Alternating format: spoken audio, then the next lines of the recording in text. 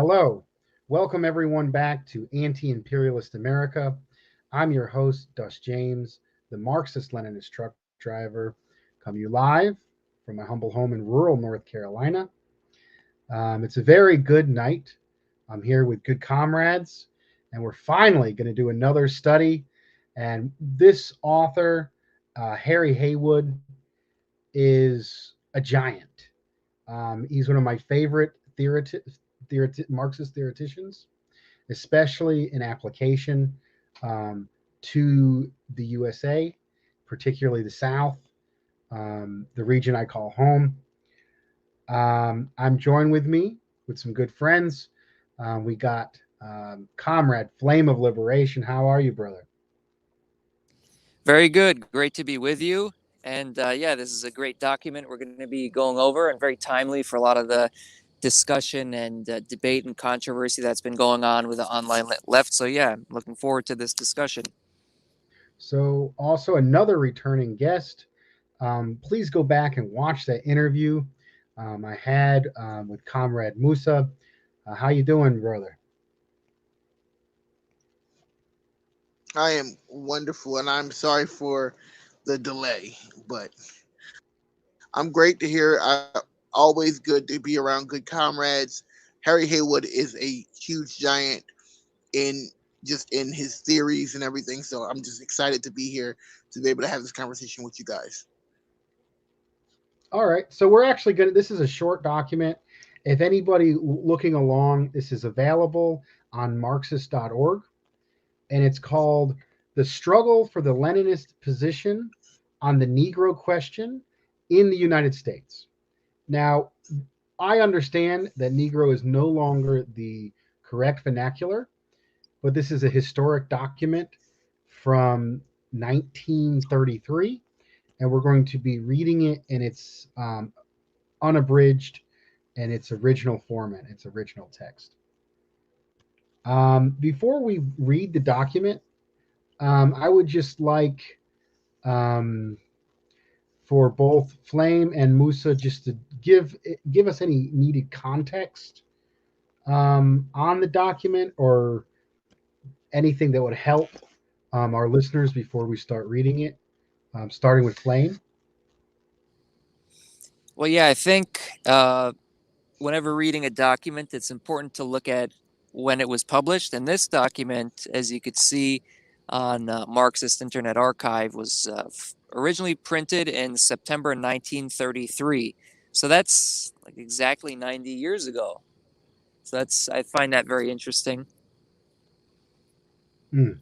Yeah, and it's a lot has changed, but a lot hasn't changed. I mean, there's a lot to learn from this. It's crazy that how some stuff doesn't change. Let's see, Comrade Musa, what are some context you can give our viewers before we start the reading?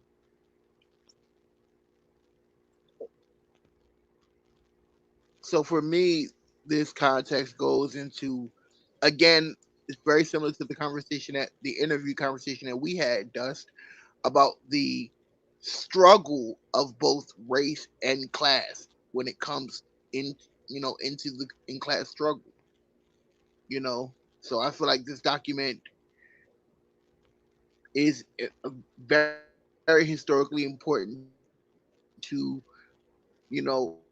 African American communist, African American Marxist. It's one of the earlier documents of it, like it, of its kind. Hmm. Very powerful. Just a quick background on Harry Haywood. Harry Haywood was both a member of the Communist Party USA. He was also a member of the Soviet. Like he went to Russia, he studied in Russia, and he was a member of the Communist Party in Russia. USA. Is He was also a member of the I'm Soviet. getting some echo on your end. Like he went. Okay, that's better. So he was also not. So he studied in and alongside Stalin. So and then he came to and he applied, um, and Stalin actually developed and came up with the theory on the national question. that you can read. I actually have a book. This is an Albanian edition in Spanish from Stalin, El Marxismo, la Cuestión Nacional, um, Stalin, Marxism in the national question. And that was a huge innovation in the theory. And that helped the Soviet Union become more powerful. The Russian Empire had oppressed nations within it. And after the 1917 Russian Revolution, they went to the oppressed people and the oppressed nations in the former empire. And they said, we had a socialist revolution. We no longer practice colonialism, imperialism. We would like you to join as full, respected members of the Soviet. You're going to have, if you would like, you can have your own independent. You have the right to have your own independent, self-determination Soviet republic. We want you to be part of the whole, but we're going to respect your national sovereignty and your autonomy. And when they were able to do that, that strengthened the entire Soviet, because those people who were the worst off in the Soviet Union now saw the quickest gains because they were respected. Not only did it end national oppression, it ended capitalist oppression in those countries. A two-stage revolution, like ending colonial oppression and capitalist oppression, the same go to build a bigger unity. Like, that's a powerful thing that the Soviet Union did. I know I'm rambling on, and we're about to get into it. Either Nick or Musa, or Flame or Musa, any additional comments before we start?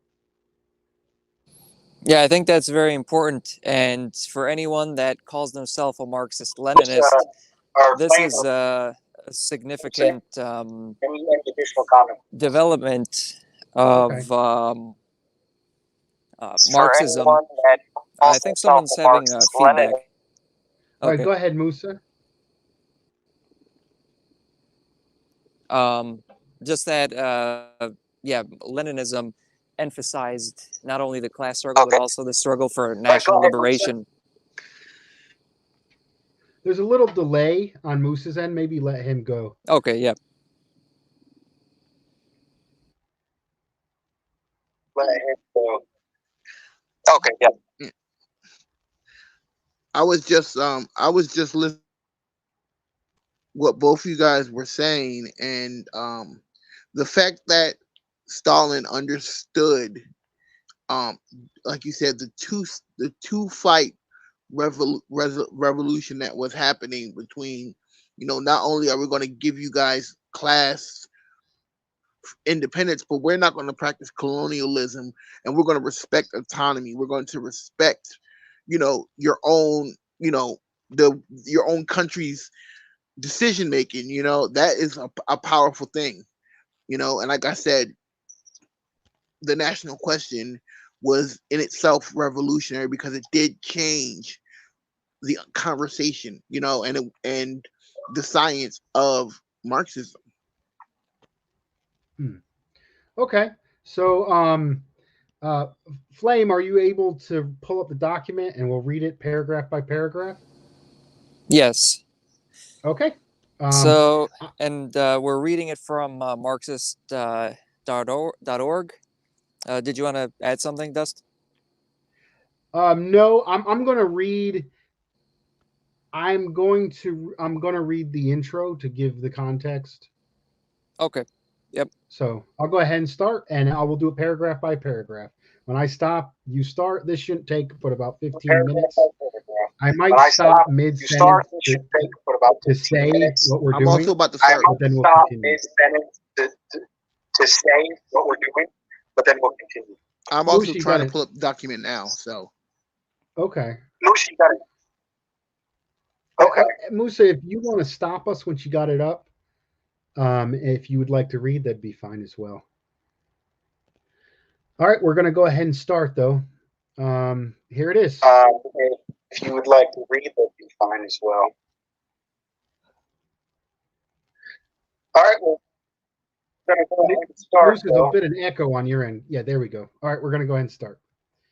All right, Harry Haywood, The Struggle for the Leninist Position on the Negro Question in the United States. This article by Harry Haywood, originally printed in September 1933, issue of The Communist, is from a documentary history of the Negro people in the United States, edited by Herbert Apker. According to the editor, the original article is published below, in part with the essential argument intact.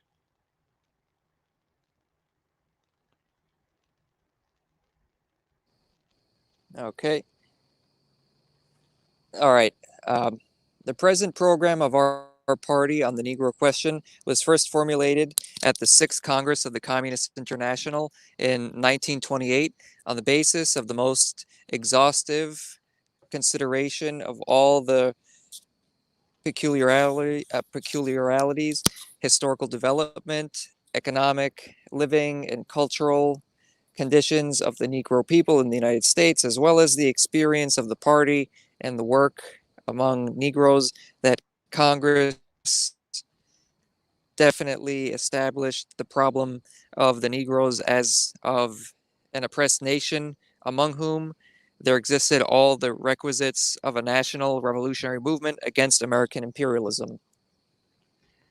This estimation was a concrete application of the Marxist-Leninist conception of the national question to the conditions of the Negroes, and is predicated upon the following premises. First, the concentrations of large masses of Negroes in the agricultural regions of the Black Belt, where they constitute a majority of the population.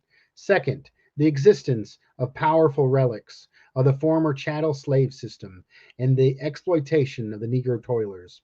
The plantation system based on sharecropping, landlord supervision of crops, debt slavery, etc. Thirdly, Of the adults, a little bit of, there we go, slave remnants of political superstructure of inequality expressed in all forms of social proscription and segregation, denial of civil rights to franchise, to hold public office, to sit on juries, as well as in the laws and customs of the South.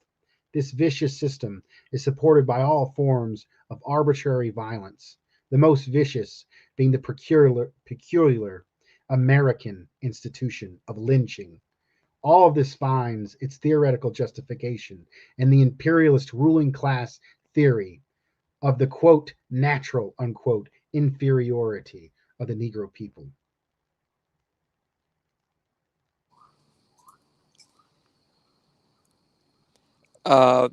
This whole vicious system of oppression, while being most sharply felt by the Negro masses in the South, also affects their social status in the rest of the country. The Negro poor farmers and farm laborers fleeing from the misery and starvation of the southern plantations to the industrial centers of the North do not thereby obtain freedom. On the contrary, at their heels follows also the heritage of plantation slavery, resulting in lower wages, worse living conditions, discrimination in social life, even in the quote liberal North. Thus, agrarian revolution, i.e., the struggle of the poverty-stricken, land-starved Negro sharecroppers and poor farmers on the Black Belt in the South for the land, for the destruction of all vestiges of slave bondage. This, together with the general struggle for democratic rights of the Negro people all over the country, as well as for their right to independence, national existence on the Black Belt, constitute the chief axis of the Negro National Liberation Movement in the USA. The enslavement of Negro masses in the United States is an important prop of American imperialism. I got it. American, oh, you got the document? Yep. All right, do you see where we're at? Where it starts out with the enslavement? See where you guys All right, are go at. ahead. All right, go ahead. Yep. Negro, the enslavement of the Negro masses in the United States is an important prop of American imperialism. American imperialism is fundamentally in the preservation of the slave remnants in the southern agriculture and the national oppression of the Negro people as a condition for the extraction of super profits.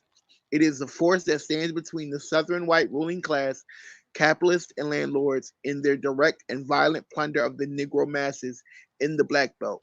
Therefore, the liberation struggle of the Negro masses are directed against the very foundations of the capitalist imperialist social structures in the United States.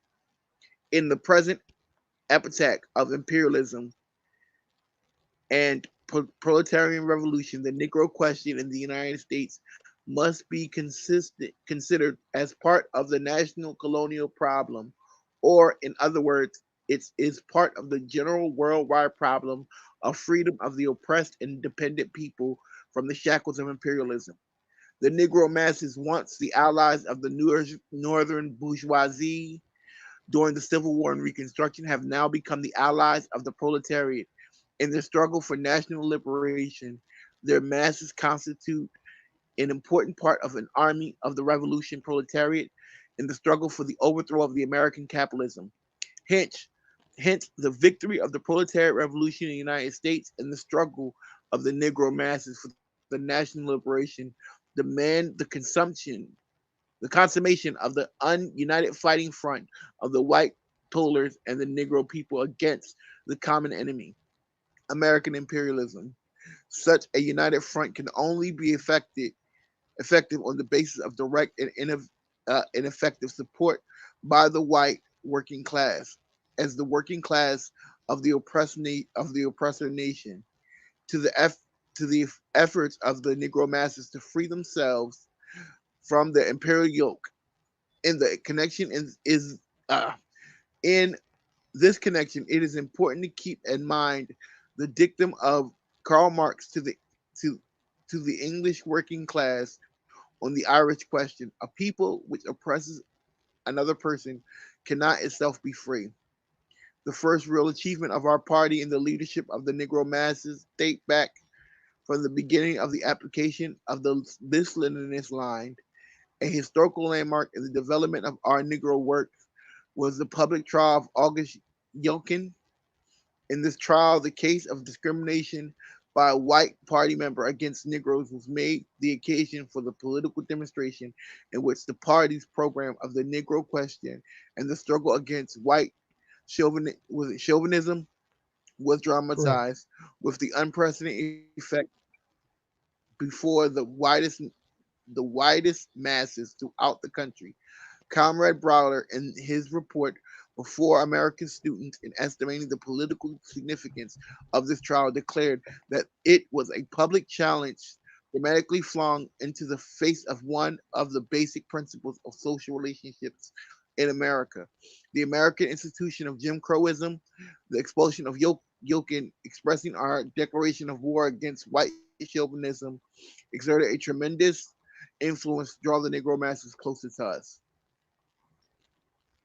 Continue, or you want me to? Nick, go ahead. Okay, hang on a sec. I thought you were up next, Dust. Um, In this trial, in this trial, the party achieved a great step forward in the education of this membership and the masses around the party on our program on the Negro question. This was particularly exemplified by Comrade Jokinen himself, who, after 6 months, came back into the party as one of the staunchest fighters for its program of Negro liberation, and who, as a result of his courageous and militant stand on this question, was deported by the Negro hating imperialist government.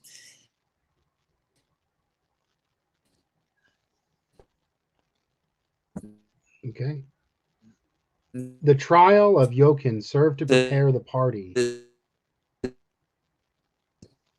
ideological for real interest in the struggle for Negro rights. The Yoakum trial was immediately followed by the organization of a mass movement to save the lives of the Scottsboro Boys.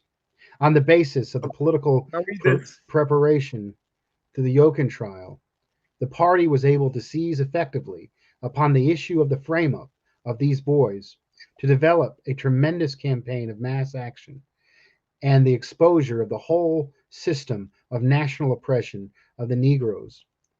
The Scottsboro Campaign marked the first real nationwide mobilization of the masses by the party of concrete struggle against one of the cornerstones of capitalist Negro oppression, the institution of lynching. Through the struggle on this issue, the party was able to bring its program before the widest masses of Negro and white toilers, arousing among them the greatest sympathy and confidence. Scottsboro, as the first battle conducted by the party of the Front of Negro National Liberation, did much to break down the traditional barriers of chauvinism and national distrust, separating the Negro and white toilers. This struggle, which was coupled with a real political exposure of the treacherous role of the Negro bourgeois reformists of the NAACP, hastened the progress of the class differentiation Ooh. amongst the Negroes. The separation of the interests of the Negro proletarian and semi proletarian masses from the general interest of, quote, race solidarity, unquote, as propagated by the Negro bourgeois nationalists. The Negro toilers began to understand class divisions. They began to find out who their friends and who their enemies.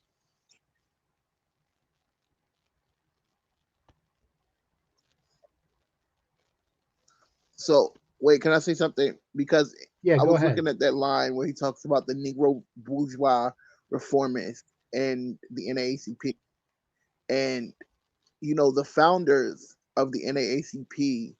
One of the big founders was Dr. W.E.B. Du Bois, who I believe at this. So it's very interesting that Haywood is literally calling Du Bois out as a reformist. This was someone who at one time was a comrade, a party member. So it's very interesting.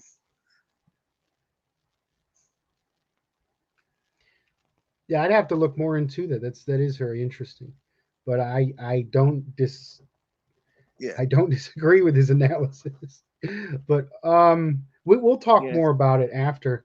I'll give you that specific question furthermore on that. But let's go ahead and go on where it says only through the vigorous application. Yeah. Only through the, yeah. Only through the vigorous application of our correct Leninist program of the Negro question could the party carry through and lead such a struggle as the Scottsboro case campaign. This campaign gave rise to the sudden movement of mass participation of Negro workers on an unprecedented scale in the general struggle of the working class throughout the country. The Great Strike of the Pennsylvania, Ohio, and West Virginia coal mines, which broke out in 1931 during the first part of the Scottsboro campaign, witnessed great participation of Negro workers. Then any other economic action led by revolutionary trade unions. Large masses of Negro workers rallied to the unemployment movement, displayed matchless militancy in the actions of the unemployed. Notable examples of this were the heroic demonstrations against evictions in the Negro neighborhoods of Chicago and Cleveland. While the Negro masses were beginning to participate more and more in the class struggle in the North, an event of great historical significance occurred in the Black Belt. The organization of the Sharecroppers Union and the heroic resistance of the sharecroppers to the attack of the landlords and sheriffs at Camp Hill, Alabama, and the struggle, the revolution for a minute of the Negro, poor farmers and sharecroppers received its first expression among the Negro poor farmers, the militant sharecroppers union. The agrarian movement of the Negro masses was further continued and developed in Tupperloosa fight in which the sharecroppers gave armed resistance in the legalized robbery of the landlord and merchant. So there was a guy in Texas. He was a professor at a famed HBCU. His name was Mr. Tolson. If you ever seen the movie I don't know if you guys saw the movie The Great Debaters. Yes, I love that movie with Either one of you? Denzel Washington in there. Oh, Henry Yeah, Tolson. I saw that. Yeah. So Henry Tolson literally was one of those sharecroppers that were trying to organize both white sharecroppers and black sharecroppers as a union. So he basically was doing the very work that we're talking about tonight, and that was based on a true story. So Henry Tolson actually was a quote unquote would be looked at as a quote unquote communist comrade. So I thought that was interesting. Even though we don't know much about Henry Tolson and we don't know his political background, we do know, and there's a scene, a very powerful scene in that movie, almost in the beginning when he's in the barnyard and he's literally got white farmers and the black sharecroppers talking to them about organizing. There's actually a really good line in that movie where the some of the white and black sharecroppers are like, um, well, what if they bring in the Mexicans? And then he goes, we'll organize them too. And it was such a beautiful line Yeah, that I really liked. yeah, Comrade Flame, did you see where we're at? Can you Yeah, continue? no, I also want to add, yeah. I'm really glad you mentioned that, Musa, because I remember seeing that movie. I think it came out like 2007, 2008 or something. And I remember like them mentioning, like Mhm. them accusing uh, the character of being a communist. And I never like, since I never like followed up or researched into that. So I'm really glad you mentioned that because now this is, that makes sense now. The story, I understand that better now. But And another thing, I'm sorry to cut you off, but and a part of that bourgeois, if you remember, with the president James, James, I forget his name, but his son wound up becoming one of the first Negroes to ever attend Mississippi University, Ole Miss. But his father, um, said was one of those black bourgeoisie that was being talked about in this thing. He was an avid NAACP member, but also he said I remember that scene where he said, um, "We don't want your outside work to interfere with what we do here at the school." Almost almost saying like it's we don't want you to be here teaching and out here radicalizing because I guess he was under the influence by he was under the impression that by him doing what he was doing, organizing both white and black sharecroppers, it would affect the progress in Negro education, and that is like further from the truth. yeah, absolutely. Um, so I'll continue on the text. Um, this whole series of class and national liberation struggles was further depended, deepened and politicized through the communist presidential election campaign of 1932. In this campaign, the party was able to further extend its program among the masses, rally large numbers of Negroes behind its political slogans. Thus, the application of a Bolshevik program in conditions of sharpening crisis and growing radicalization of the Negroes has resulted in the extension of the political influence of the party among the broad masses of Negroes and in the growth of party membership among them. Of outstanding importance in this period is the establishment of the party in the South and in the Black Belt. These struggles have led to a growing class consciousness of Negro working class and its emergence upon the political arena as an independent class force in Negro liberation movement. In the course of these struggles, the Negro working class is rapidly liberating itself from the treacherous reformist influences. Thus, the characteristic of the present stage of development of Negro movement is the maturing of the most important driving force of Negro liberation, the Negro industrial working class. The Negro workers in close organic unity with the white working class and under the leadership of the Communist Party is the only force capable of rallying the masses of Negro toilers in a victorious struggle against capitalism. The struggle for Negro liberation is now taking place under conditions of growing proletarian hegemony and Communist Party leadership.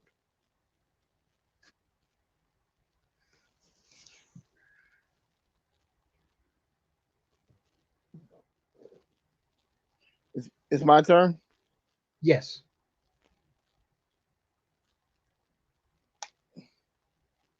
All right. So the emphasis, we're at that point, right? correct. All right. The emphasis upon the development of economic struggle among the Negro toilers does not mean that to slacken, but on the contrary, to increase in every way the struggle around general issues of Negro liberation, such as Scottsboro and the fight against lynching. It is necessary to broaden out and deepen these struggles, bringing forward our full program of social equality and right of self determination, and building the broadest united front of these issues. Our chief task, however, is to bring the struggle into the shops and factories on the land, linking it up with the more immediate demands of the Negro toilers, making these factories the main basis in the struggles of Negro liberation, and our trade unions and the main lever for the organization of the Negro working class. At the same time, the revolutionary mass organizations, and particularly the trade union, must come forward more energetically in the struggle on behalf of the political demands of the Negro toilers. This must go hand in hand with the ruthless combating of all forms of chauvinist and Jim Crow practices and the patient, systematic, but persistent struggle against the ideology and influence of the petty bourgeois nationalists among the Negro toilers. Only on this basis will the party be able to give leadership to the rapidly developing upsurge of the Negro masses and to build this movement into the powerful movement of the revolutionary proletariat for the weakening and destruction of the rule of American imperialism. Mm, well done. Very powerful stuff. I think we'll just So start with a round of I was initial impressions. Go ahead, Musa.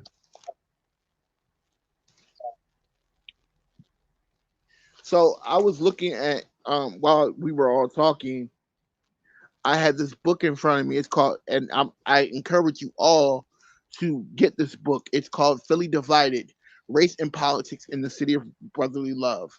In this book, it specifically talks about um, the race class struggle, and it, especially when it comes to like the trade labor unions, but it also talks about the Communist Party and the history of the Communist Party here in the city of Philadelphia, and the struggle that a lot of the help that the Communist Party played in organizing labor unions here in Philadelphia. Hmm, very powerful. Comrade Flame, are you back with us? Yeah, I'm here. Yep. What is your initial impression after reading the document? Yeah. Well, I think the date is very important, 1933, because when related to the issue of national oppression and white chauvinism, which is one of the topics which came up, issues of white chauvinism within the party. Um, that's obviously something that became an issue around the Second World War and 1940s with Browderism. And it's interesting because in this document, actually, Browder took this was sort of, I guess, before he took sort of the right opportunist and white chauvinist positions. And Harry Haywood refers to him as Comrade Browder, and in that he was taking the correct position in relation to the issue of white chauvinism. So I just thought that was interesting and kind of ironic because we know what would later happen with Earl Browder. Yeah, I think you make a good point.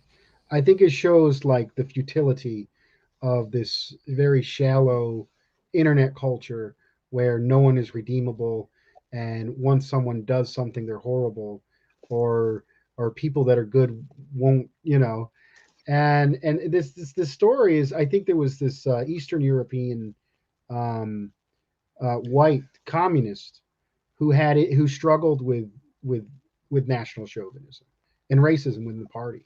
And Browder, who later became famous for being for becoming for introducing social patriotism, this very jingoist, right-tailing, chauvinist position later on, actually disciplined him. And then that Eastern European person came back in the party after 6 months of dismissal, and he became such a proud and loyal fowler to his fellow black workers that he actually was deported from the country. And it says the Negro hating imperialist government deported him. I mean, that's powerful.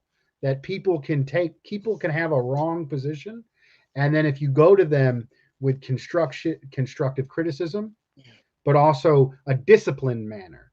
It wasn't he wasn't given a slap on the wrist. He wasn't. Oh, people weren't like, oh, you're. He didn't say, oh, you're overreacting. He didn't say, oh, shut up, you're overreacting. I'm gonna go farm my own party, or I'm gonna do my own YouTube, or what, there's these crazy things. He left the party, and then after a certain time that was regulated for his offense of bringing white supremacy, national chauvinism in the party, he came back and fought for the right side, corrected his mistake. And it's Yeah, ironic the guy that disciplined him, it was ended up going the taken. wrong direction. Yeah, Go ahead. it was taken seriously, and the person had to own up to it, and then he learned from it and improved and made amends and became a strong advocate against racism. And that, I think, is a key thing, that he owned up to it. Now, you mentioned the online left. No one wants to own up to anything. No one wants to admit that they're wrong about anything. It's like everyone, well, I shouldn't say no one, but the big figures on the left, or supposed left, they never want to own up to anything, never admit that they're wrong about anything, because they have this huge ego and they grift online and they make money off of it. They make their career off of it. So, I mean, I think that's key for people to be humble and own up to their mistakes and admit when they're wrong and learn from it. Let's see, Comrade Musa, any additional comments on that specific section? Yeah, I want to read something to you from, again, this book. It's called, I suggest every comrade, I suggest a couple of you comrades get this book. It's, like I said, it's called Philly Divided: Race and Politics in the City of Brotherly Love, by a guy named James Wolfinger. But he mentions the Communist Party in 1920. He mentions how the Communist Party basically infiltrated the Jewish ladies, the International Ladies Garment Workers Union, and the Agglomerate Clothing Workers of America. And it says that many immigrants, particularly labor leaders, have been exposed to socialism in Eastern Europe and use this experience to push for the political and shop work, for political and shop floor unity. Working class Jews, one study found, made up a bulk of the city's Communist Party. Right here. Very powerful. So I But it wanted to also, mention. on the Go ahead. following page, it talks about it also it also talks about the relations between the Eastern European and blacks in the Communist Party, and it mentions Harry Haywood. Hmm. Very powerful. Let's see. That's fully divided in the city of brotherly love. It's called Philadelphia Divided: Race and Politics in the City of Brotherly Love by All James right. Wolfinger. It's a really good book. It's a very interesting book. And, being from Philadelphia and being an activist organizer in Philadelphia, it was like one of the very first books that I came up across. And in it, like I said, it talks about a lot of the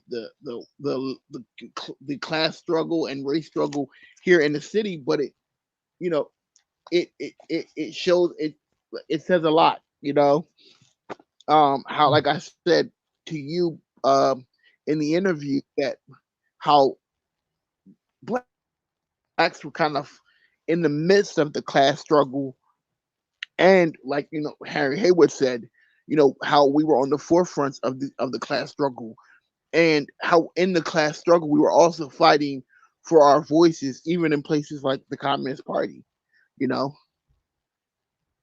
Very true. Very true. I mean, it's sad what later happened to Haywood being Haywood is eventually pushed out after Stalin's death, and Browderism and National Chauvinism eventually took over and destroyed um, the Communist Party, along with a few other factors.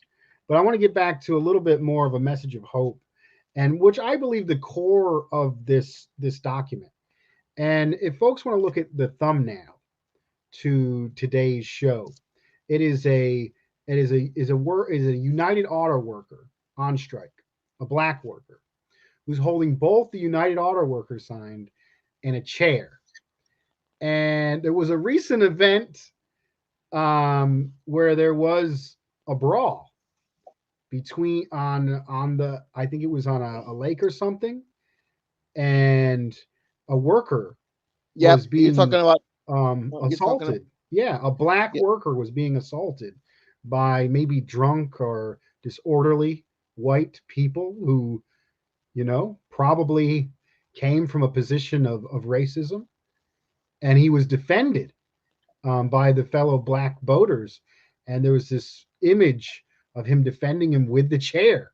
So, I mean, that image right there of the United Auto Worker, that's him taking on those two struggles right there in that moment. The fight against national oppression and white supremacy, and the fight against the domination of capital. Comrade Musa, you got excited about that. Go ahead. what about the chair struggle? Yeah, yeah. I mean the chair, the Montgomery, what they call it, the Montgomery uh boat something fight Uh, or yeah, yeah, yeah. battle. But it's interesting to think, to know the history of to know to know the history of Montgomery, Alabama. It's, people, we like, it's something in their DNA where they're just like, they have always been, if you look at most of the civil rights movement, if you look at most of, any of the class struggle in the South, among the sharecroppers, blacks have always been the ones that were like, they were always radical, and where here in the North, a lot of the blacks were more on the not on the bourgeois, but they were more on the, okay, we need to get along with these people, they were trying to work within the system, where Southern blacks, they had already seen, they're living through Jim Crow. They were living through Jim Crow. Not saying that the blacks up north were less radical, but it's just something about Southern blacks. Um, they get it, and they get it sometimes before us Northerners get it. They knew that the only way to survive is to fight, and they have always been that way. I'm fortunate to have Southern grandparents and Southern great grandparents, um, who were among the fighters. You know, Very powerful. So, looking back at the document from 1933, I think the core of the document, which goes into the current struggles today, is the Communist Party was able to take the lead in a key struggle against people who were accused of a crime and then killed, basically framed up and then killed. And the Communist Party was able to stand up for them and stand up against the most obvious forms of brutal national oppression, which was the lynchings and the false trials. And today's public lynchings are police shootings. Black folks 5 times more likely to be killed by the police, killed in the street. I mean, these are today's public lynchings. And the Communist Party was able to take up this cause, lead this cause, because they knew that the super exploited, super oppressed black sharecroppers and workers, they had nothing to lose but their chains. And they were the most revolutionary. And they knew if they could get that energy and that mass into the Communist Party, that they could have victories. And because they were able to deal with white supremacy in their own party, and then they were to be able to put the scientific socialism to use and help lead part of the national liberation struggle along with black communists. And with that, they were able to win over more black workers for the coal miner strikes in Pennsylvania, in the coal mine, in another oppressed region in Appalachia, which was a lot of immigrants from Eastern Europe, where another script was common. Horrible conditions of the miners. And a lot of people don't know about the black coal miners. This is a significant portion of black coal miners. And a lot of the right talists like to say Appalachia's all white, but no, there was a lot of black coal miners, and they were a significant part of some of the greatest battles, like Battle of Blair Mountain. But because the Communist Party was able to win over members and win over the trust of black workers, that is why there was far more victories in the Appalachian coal miner struggle.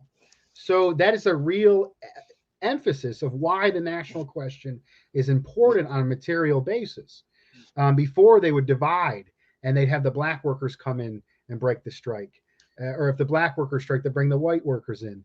But the Communist Party united the two groups, and they didn't do it by focusing class, as some famous people like to say. They did it by going directly appealing and helping to lead the struggle for national liberation, and then bring in the black workers into the larger struggles, like the coal miner strike. Comrade Musa.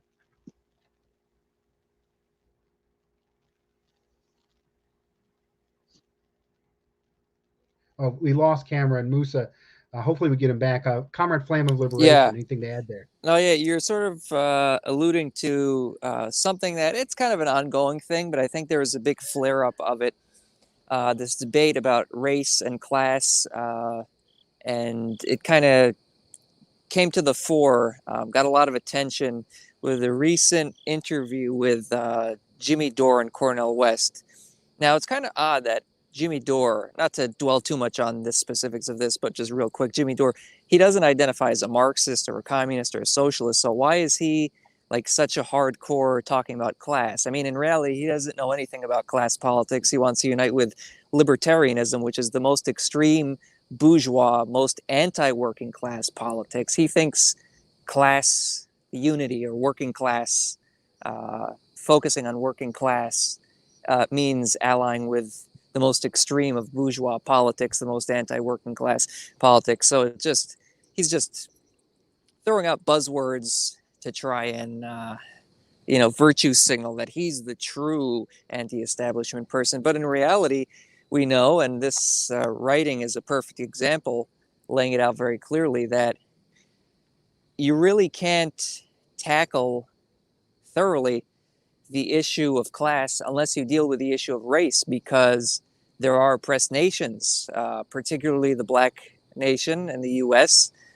And anyone who tries to say that racism isn't an issue and that you should stop talking about racism, as Jimmy Dore was arguing with Cornel West, they're actually whitewashing U.S. imperialism, U.S. capitalism, the system here, because the U.S. has more people in prison than any other country in the world, and we know that it's disproportionately oppressed nationalities, particularly black people.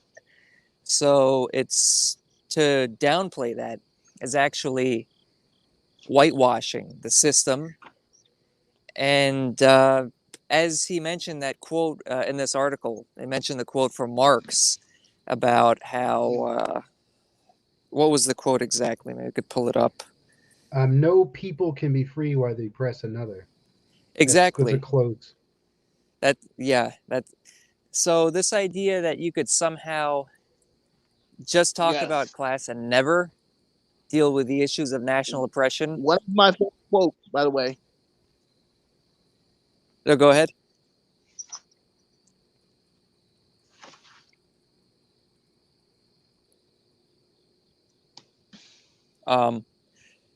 This idea that you could just talk about. Yeah, no, I said that's one of my favorite quotes. But no, I think there's a delay. But yeah, go ahead. I'll finish. I'll wait till you finish your point, because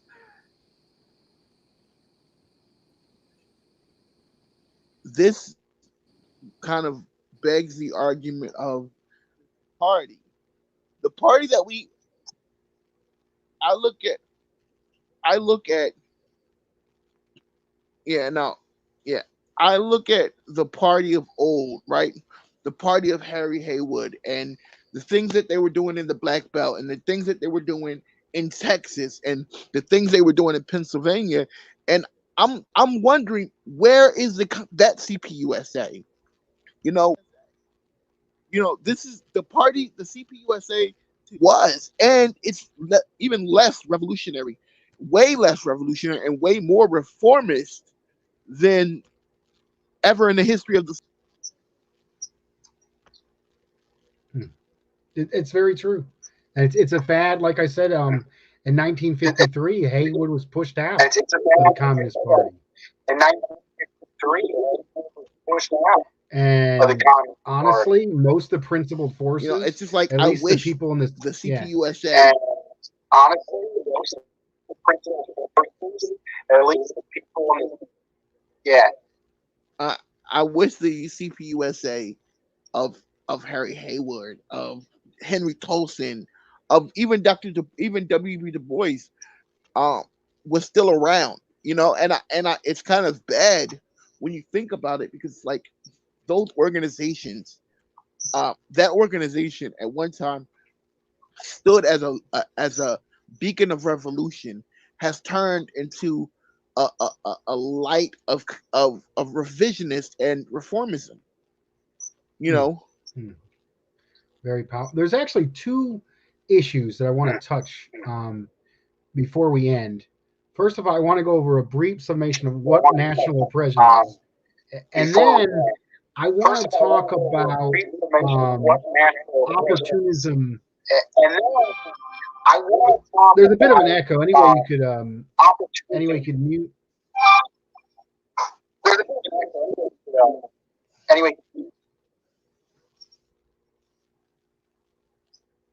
Okay, good. So sorry about that. Didn't mean to cut you off. But the two things I want to go into what national oppression is, and then I want to talk about opportunist bourgeois black nationalism. So I just want to just quickly go over what is national oppression. I keep saying national oppression. People can go back and watch my study with Comrade Joey Villarreal. Joey Villarreal is a Maoist who is radicalized in prison, who supports Chicano nationalism. And you can go back and we read the chapter, Stalin's Foundations of Leninism. There's a chapter in Foundations of Leninism. It's crazy. You got these people who claim to be Leninist, but they're missing a whole chapter of Foundations. Just Okay. But anyways, you go back and watch that, and he talks about how when he experiences racism, that's just the way of maintaining the political, economic system of national oppression. And a lot of we're talk, think about race, but a lot of by black bourgeois forces. It's mostly about the experience of racism, the personal choice of being racist or not being racist. You can buy this book and Especially no on an longer. individual level, right? Yeah, yeah, Individualism. yeah. So you get into that, but national oppression on a political economic on a macro scale is an entire nation of people who are kept in a super exploited conditions. They're denied democratic rights. They usually have to pay more for stuff. They're usually paid less, and their system is in place of maintaining that. And it's the entire whole of the people, the entire collective of the people, not a lot, not focusing on the richest members is representations, but the entire collective. So I mean, and also if we look in this document, the reasons why they gave then, where um, where they talked about why national, a lot of people say national oppression of the black belt no longer exists. There's not as much as a concentration after the Great Migration. Um, the sharecropper system that this describes is almost no longer intact. But if you look at the way after the Great Migration, look at the way black people are treated in the northern cities and put into segregated neighborhoods, given the worst job, discriminated against. I mean, national oppression is still very much applicable to the It's United still States. very much applicable to the United Comrade Musa, if States. you want to speak on all this. the way up into the 1960s. Yeah, what you said is so true because, like I said, in this book, it talks about all the way up until the 1960s. If you were a black person, your only jobs that you were allowed to work were non-union um jobs that was like janitorial, or you were like a house for black women, housekeepers, maids. So black people came up to the north during the Great Migration to find jobs. And when they got here, the only thing that they got were jobs that were less. You know, blacks were not allowed to join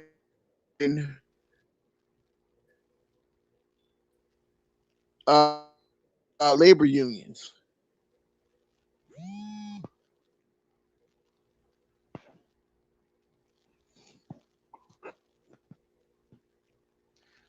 You still with us? Can y'all hear me? Yes. You still with us? Yeah. I don't know what happened. I cut out.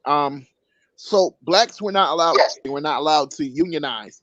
They were not allowed to organize themselves. And then you have to insert people like A. Philip Randolph and Bayard Rustin, who continued the the fight, the race class struggle fight in the 1960s and 19 late 1950s, early 1960s. You know, but when blacks came here in Philadelphia, they were not allowed to unionize. They were not allowed to organize. They lived in subpoor housing. Here, one of the great, one of the tragic things that happened here in Philadelphia was in the 1940s, before the establishment of what now we know as Philadelphia Housing Authority, which is basically like the Section 8 of Philadelphia.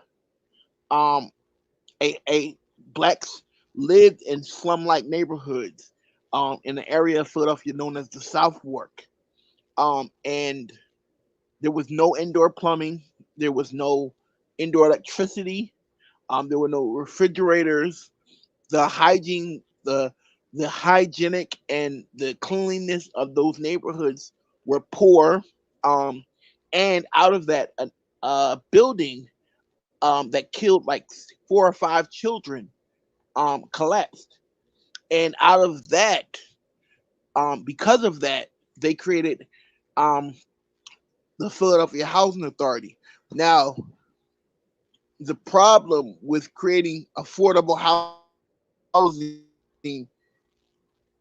after they created this agency to create affordable housing for blacks to live in, no white neighborhood would want them. So they literally had to build black housing in black neighborhoods. You know, Hmm. Very powerful examples that I have the analysis that there is very much an oppressed nation, which is the masses of black workers who have never really truly given democratic rights.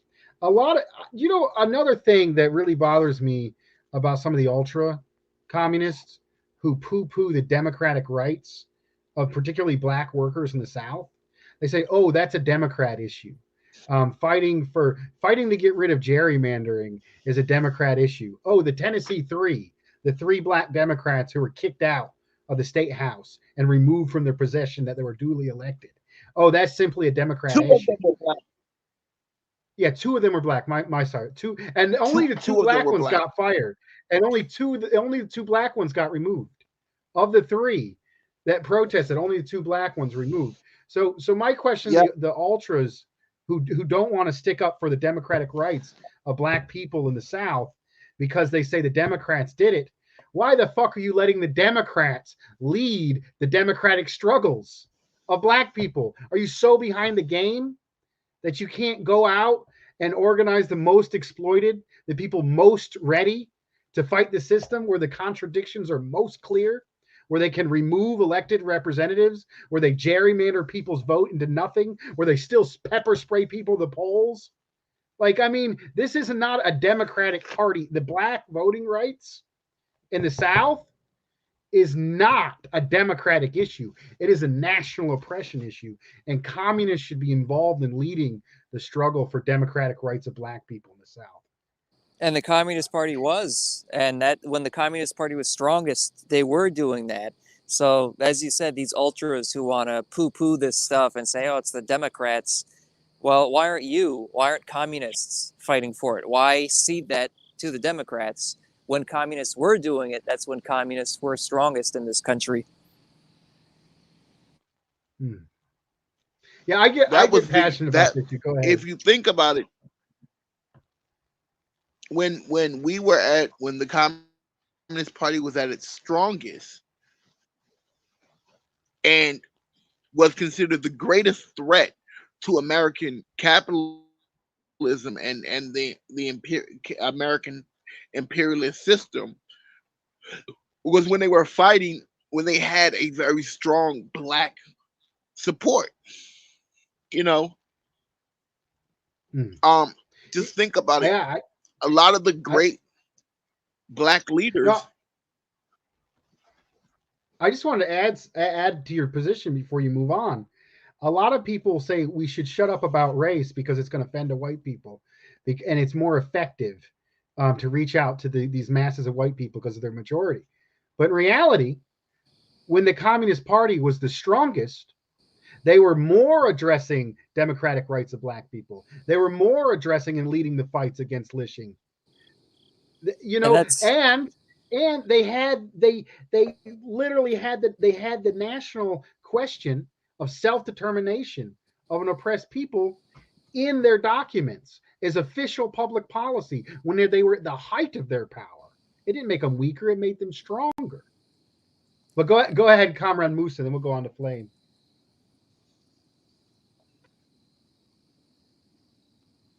Yeah. So one of the things that I always say is when you think about um, the CPUSA then and you think about CPUSA now, look at all of the campaigns that they won. Oh, wait, before I say that, before I get to that point, a lot of the black revolutionaries were trained communists, were trained by communists.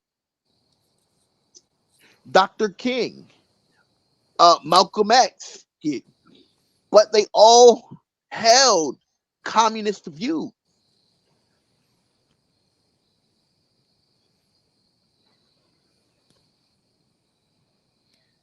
Comrade Flame? Yeah, I want to address that point that you made about these people who are like, it's funny because it's kind of like some of them they're ultra leftists, some of them they're right opportunists, and in a lot of cases it's a little bit of each. It's a combination of both. Um, these people that are like, oh, don't talk about racism because it's going to alienate white people. Are they saying that like most white people are like secretly racist, and if you oppose racism, white people are going to oppose you because the white people as a whole are supposedly all racist? I mean, this is a very it's just a very bizarre mindset, particularly like again going back to that recent interview with Cornel West and Jimmy Dore, when Jimmy Dore's like, "Oh, are you going to stop talking? Are you going to start talking about class? Or are you going to keep talking about racism?" And it's particularly odd because it's like this weird virtue signaling. Because on one hand, yes, there is like the liberal bourgeois identity politics, which uses race and sex and gender and all this stuff to suppress and hide the class nature of things and to prop up bourgeois capitalists representatives of those, like individual capitalists from those identities, like Obama or AOC or Pelosi or Hillary Clinton, whatever. They use like their identity to prop up these capitalist and war criminals and such. So on one hand, yeah, that has to be guarded against, but that's not what we're talking about here. It's not liberal identity politics. And you have Cornel West, he's condemning capitalism, he's condemning imperialism, and he's condemning the system, and he's not arguing for a black capitalism or a black bourgeoisie. He's arguing against the bourgeoisie as a whole, and he's not arguing for like representation within imperialism. He's targeting the system. So it's just very bizarre how he tries to.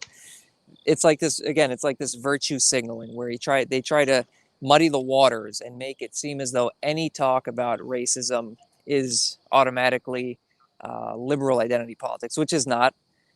And again, because racism is so fundamental to U.S. capitalism historically and still to this day. Again, the prison industrial complex is such a significant component of the system in the U.S. You cannot overlook that, and that is absolutely racist. Then, of course, there's the police killings of black people. There's the disparities of wealth um, with the black community compared to the white community. So it's racism, national oppression of black people is fundamental to U.S. capitalism, U.S. imperialism, and that's why it's still around to this day. It's still a very significant part of the system, and the way that it's addressed here, like from the communist perspective, by Harry Haywood, and I think also from Cornel West, who, whatever other issues we might have with Cornel West, I think the perspective that is being put forward is that it's in the interests of white workers too to fight against racism, because the ruling class uses racism to divide The ruling class uses racism to divide the working class and to continue exploiting the white working class as well. So it's about unite, black and white, unite and fight. And you you can't do that by telling people to shut up about their national oppression. It doesn't work that way. Very powerful. We've been going on a bit of an hour and 10 minutes. I Yeah. wanted the You know what last. that comment reminds me of?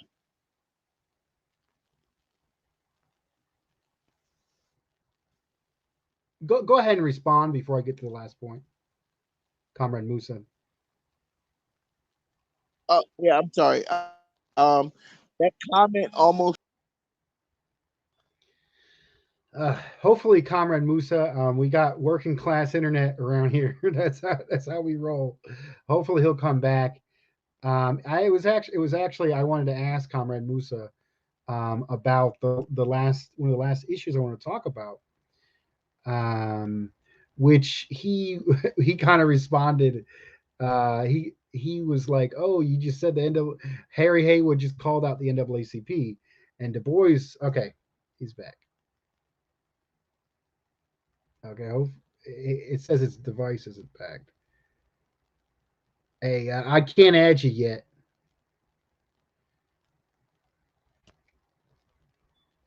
Okay, there we go.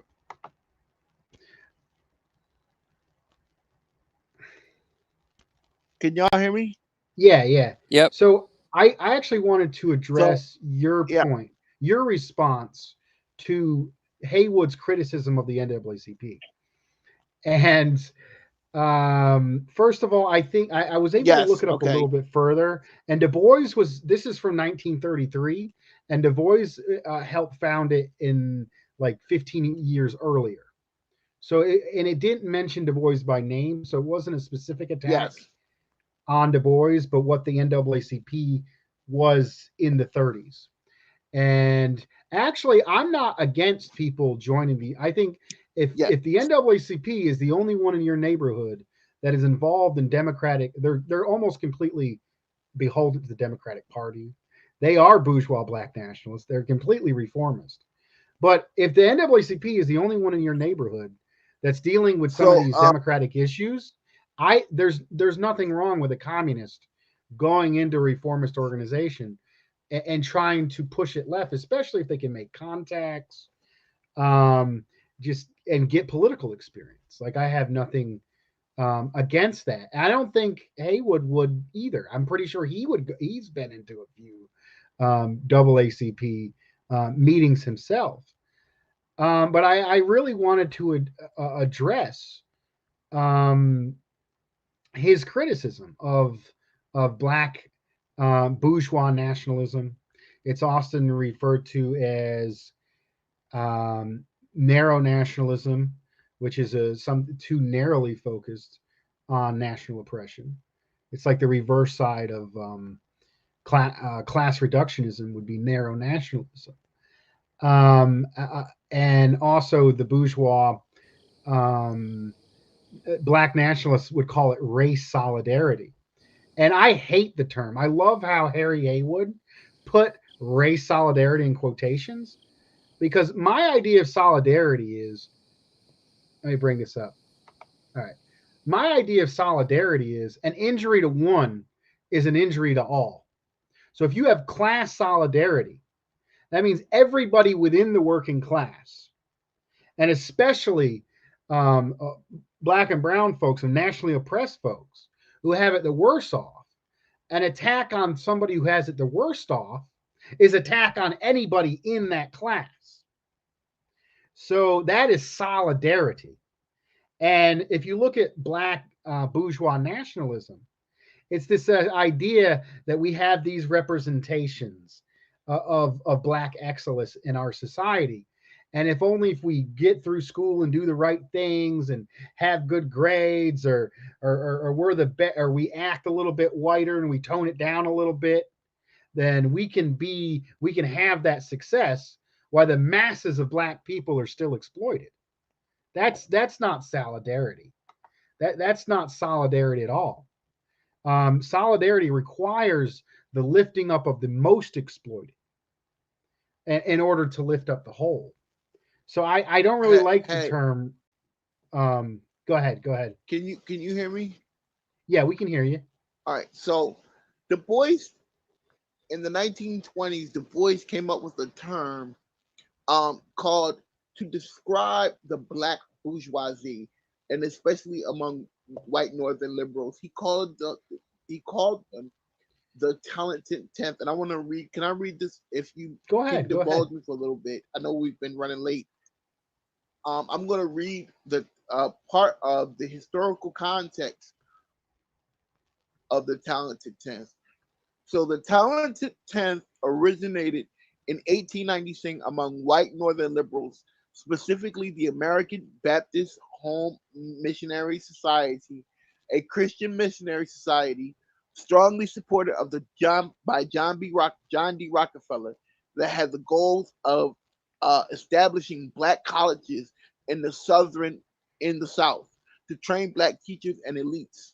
So this term, the talented tenth, this is what we call the black bourgeoisie, right? Um, but it mainly was made up of black professionals. It was a term given to them by white professionals. I mean by white northerners, white liberals. But it specifically talked about this group of a certain type of black professional, which Du Bois was a part of that. He never discluded himself from being one of the, a black bourgeoisie. Listen, he went to an all white college. He was the first African American man to ever receive a degree from Harvard University. Du Bois in himself was very much a part of black bourgeois culture. He understood it better than anyone else.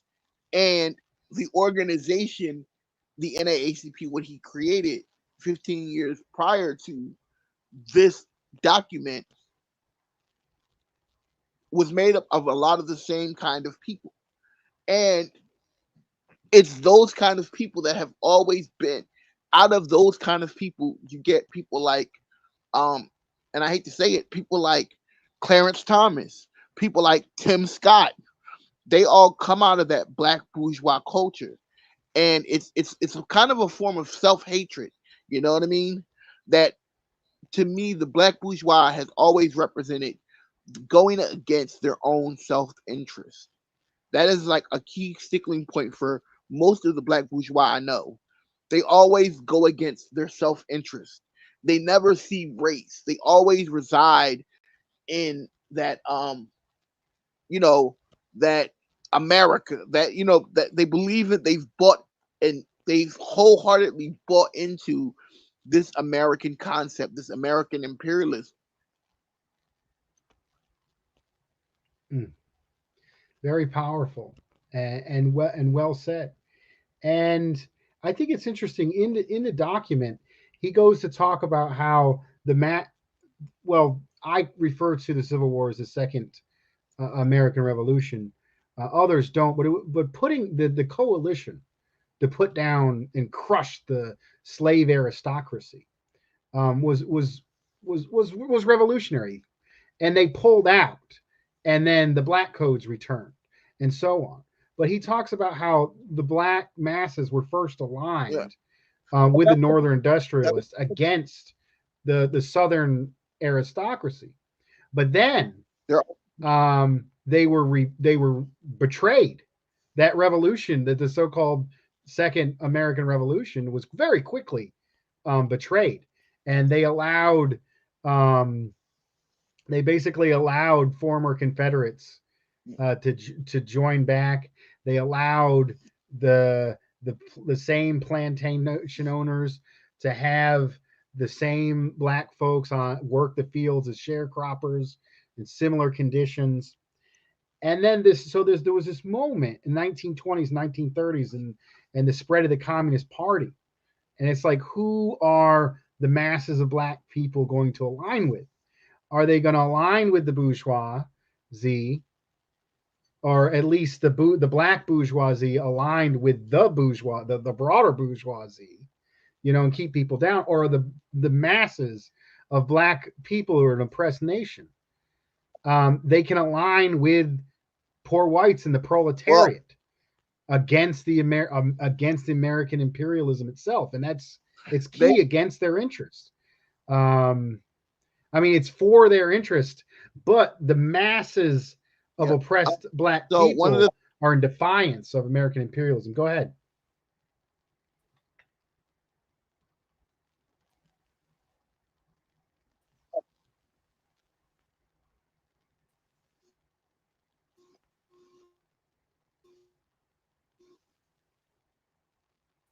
Comrade Musa, you with us?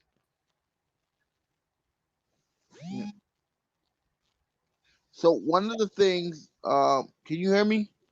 Yes, go ahead. God damn, man. Yeah, can you hear me? Yes, go ahead. Okay. So one of the things that is very common in, if you think about Reconstruction, right? The things like the Freedmen's Bureau, things like certain blacks were able to accomplish. Uh, it was all a compromise. So the things such as, like, okay, we're gonna let these black people become official. We had black U.S. representatives, we had black senators, we had black this. What happened was that was all a part of white bourgeois, um how can I say it? How can I say it? That was a part of the white bourgeois,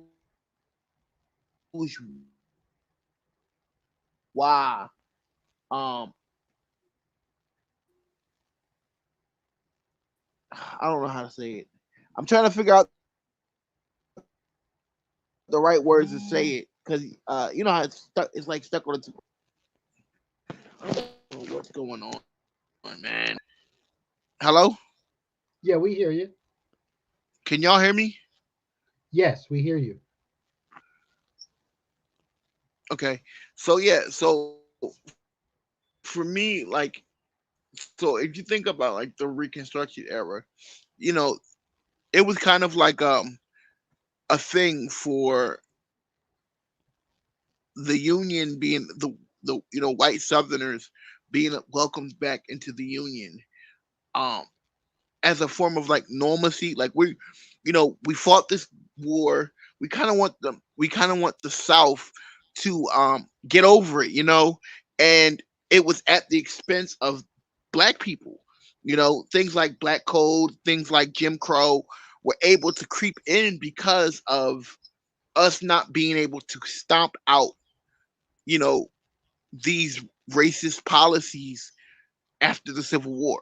We kind of let them die down and let them reemerge, and slavery during the Reconstruction era and during that Reconstruction period took a whole form different term.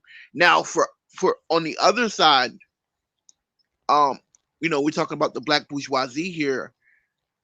The black bourgeoisie prospered during that time.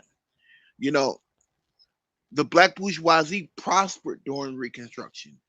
They we were able to form our own banks, and this is how the black bourgeois got their money and got their status. They were mostly banks.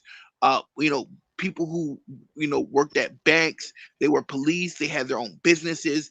Blacks had their own businesses in their own small towns, and that's how the black bourgeoisie was kind of propped up to to represent the quote unquote best of our people. You know. Mm, very powerful and very well said. But I mean, even that, like honestly, it may have been in the interest to prop up a black bourgeoisie to keep down and exploit and to be a sort of escapism for the black masses. But even that was too much for this white Yep. supremacist system. And you get, was it the you had bombings of Black Wall Street and the theft, the mass land theft of black farmers. Rosewood. So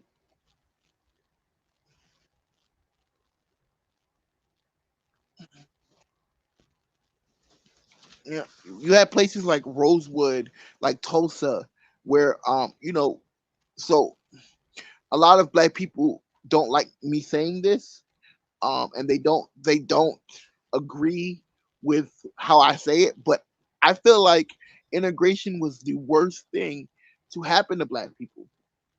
Hmm. That's a big statement to say, and And the reason why I've I been say that around. is, Yeah, go ahead. Go. I've been around communists forever, and I've heard it before, and I am in agreement with you. Go ahead. yeah,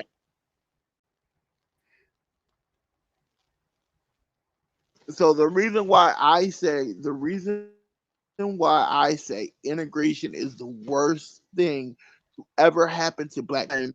we we were forced, due to laws and due to black codes and Jim Crow, we were able to source our own thing. We had our own banks, our own hospitals, our own schools, our own teachers, our own neighborhoods. Home ownership was at an all-time high among black people.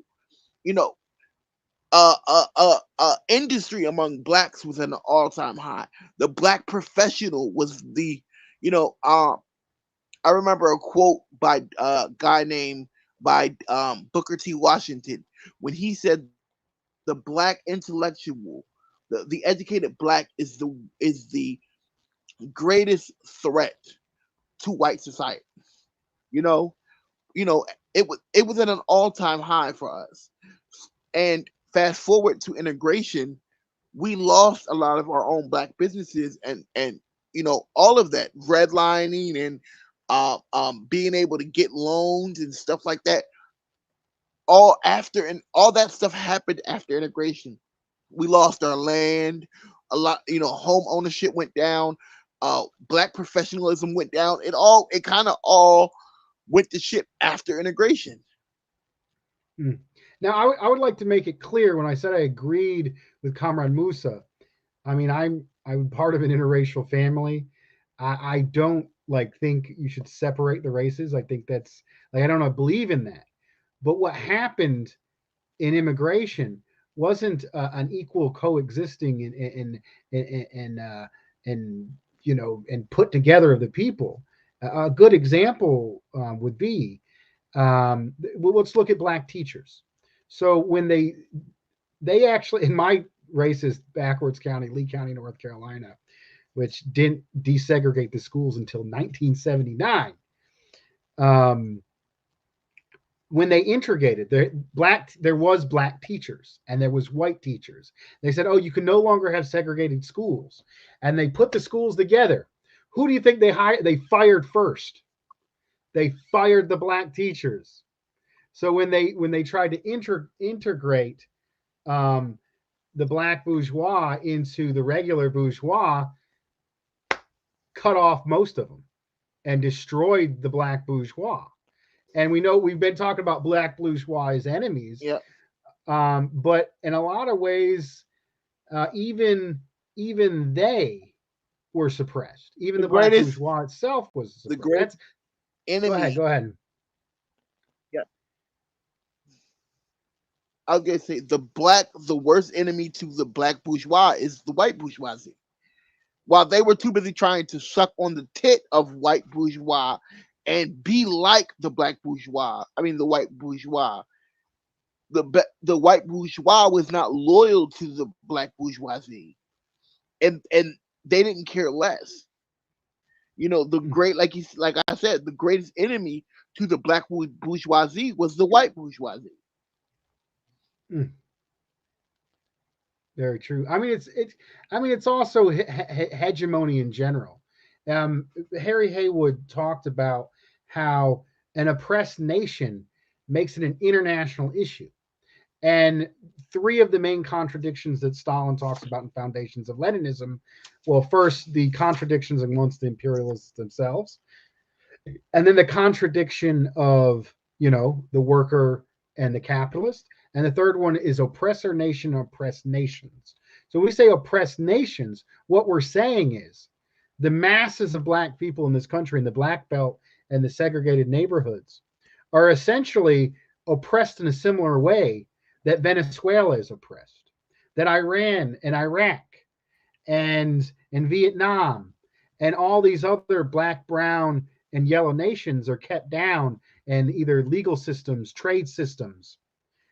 They are an oppressed nation internally, within the United States, with their own bourgeois, which is oppressed itself into an extent, but also can be a colonial bourgeois and be used to oppress the masses of their own people for the benefit of the oppressor nation.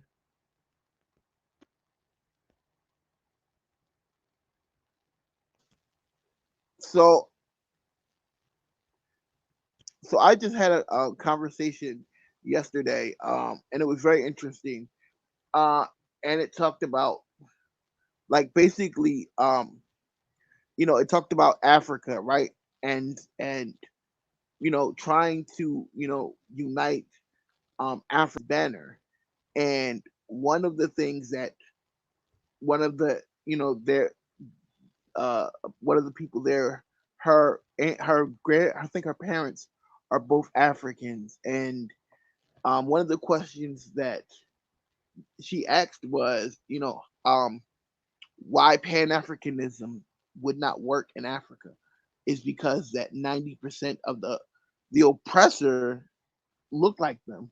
All of their oppression, all of their oppressors look like them. And I had to correct her, and I say, you know, those oppressors, those dictators, those black oppressors, their oppressors look like them, but they did it on behest of their colonizers. You know what I mean? In the same way of the black bourgeoisie, our oppression, you know, the black bourgeois was propped up as an oppressor towards the working class black, at the behest of white white capitalists. You know. Very powerful. We haven't had Flame talk to us in a minute. Anything going on in the conversation you'd like to respond to, Comrade Flame?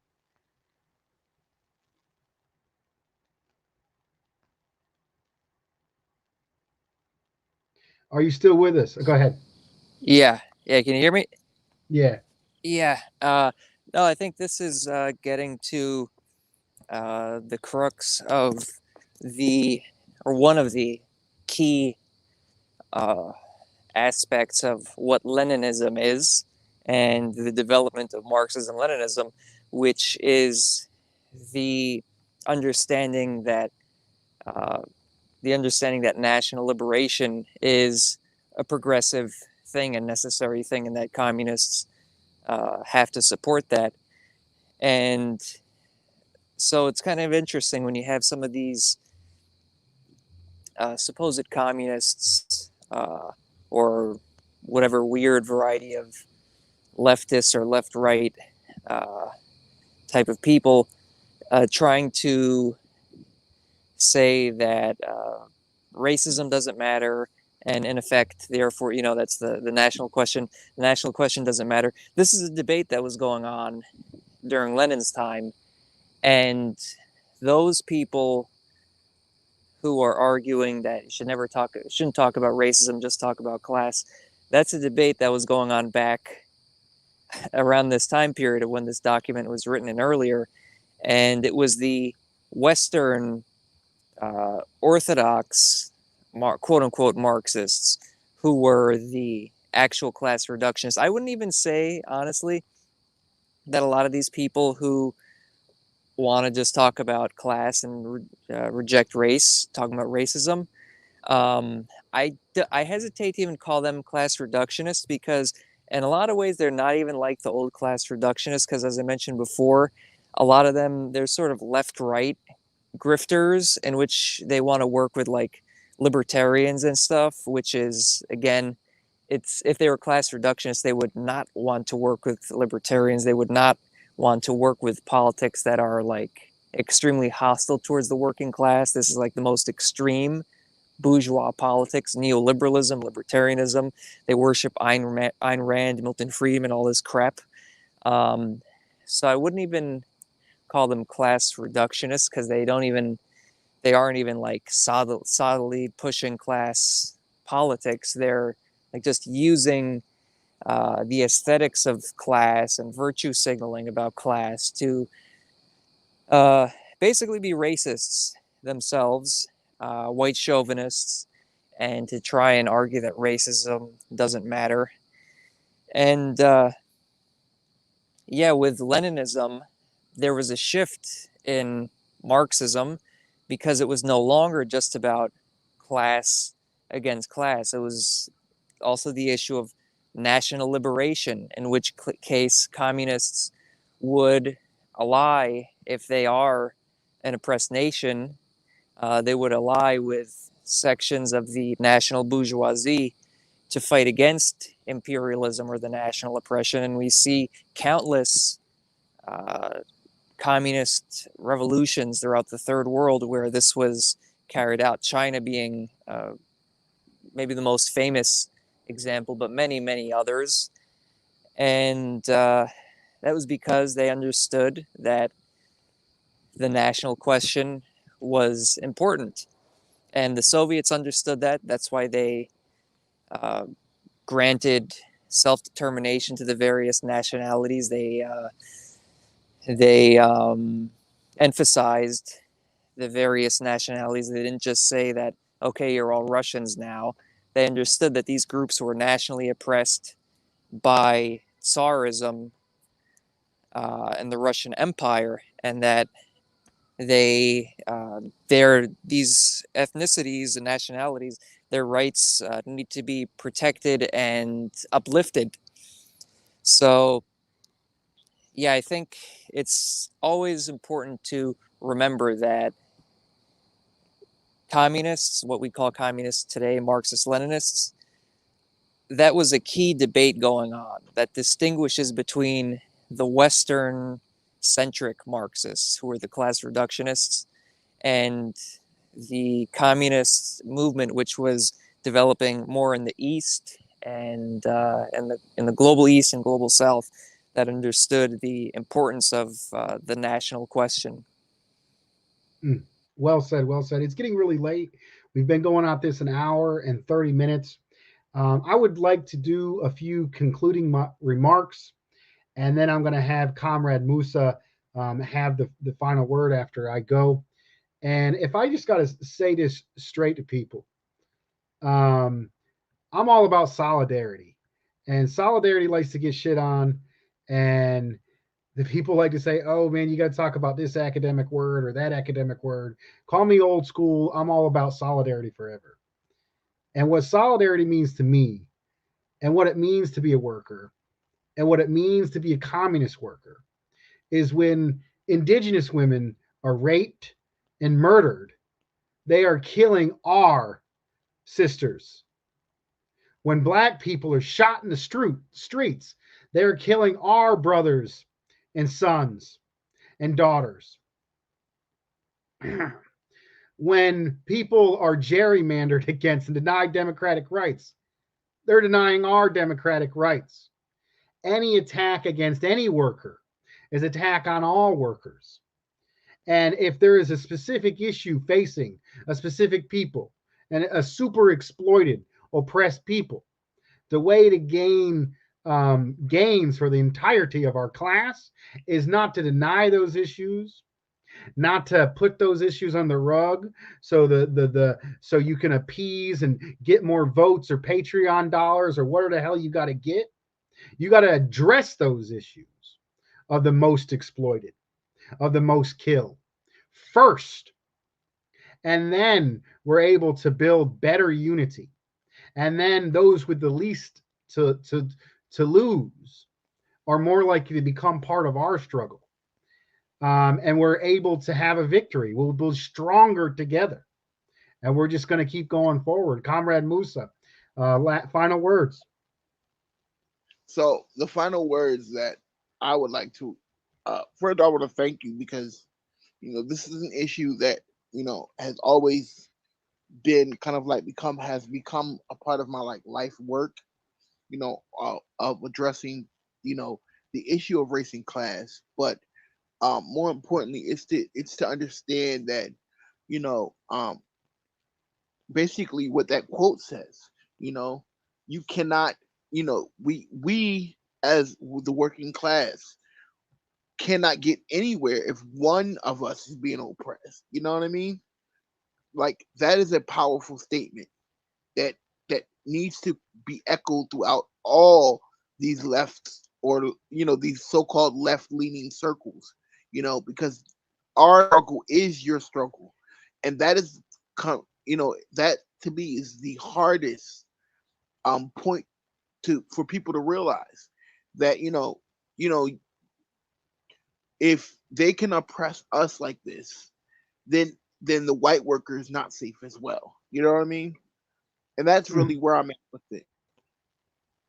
very well said. We're gonna end it there, and we're gonna do our ritual. I'm gonna raise my fist. Repeat after me, comrades. All power to You the know, people. all power to the people. And hold on, really quickly, can I say something Go ahead. Go ahead. to further that statement? Because Henry, Dr. Huey P. Newton broke that down. He was saying that all power. The reason why we say all power to the people instead of just saying black power is because he wanted to uplift. And it's funny that black people, we're always about upliftment of everybody. You know what I mean, including ourselves. When the Black Power struggle uh, was not just about Black Power struggle, but you know, you had brown power to brown people, white power to white people, yellow power to yellow people, all power to the people. That's what he Mm. was breaking down, and that's why he says all power to all people. You know, Well said. Was it? Let's do the chant one more time, and we'll call it a night. Repeat after me, comrades. All power to the people. All power to the people. all power. Right on. Thank you, comrades. Good night. Good night.